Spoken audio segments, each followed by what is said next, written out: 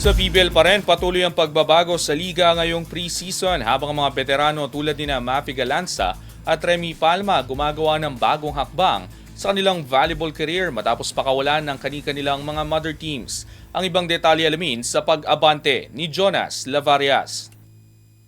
Formal nang nagpaalam ang Creamline Cool Smashers kay backup setter Mafi Galanza matapos ang ilang season sa koponan.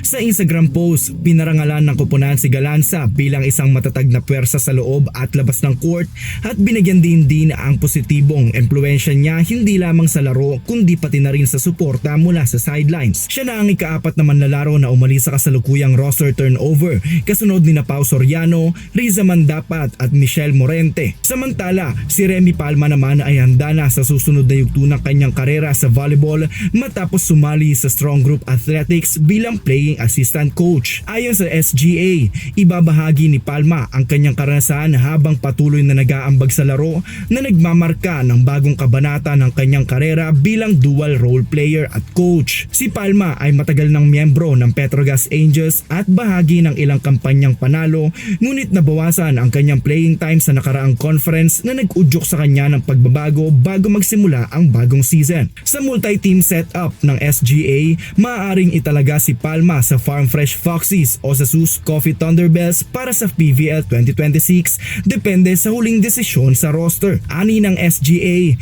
umaasa sila sa karanasan ng mga veterano tulad ni Palma upang magbigay ng leadership at lalim sa kupunan, kapwa sa loob at labas ng court habang pinapalakas nila ang lineup at staff para sa susunod na PBL season. Ang mga pababagong ito sa roster ng Creamline at paglipat ni Palma sa SGA ay bahagi ng patuloy na shake-up sa PVL ngayong pre-season na nagpapakita ng paghahanda ng mga koponan para sa mas kompetitibong laban sa susunod na taon. Ako, si Jonas Lavarias, Abante Sports, now na!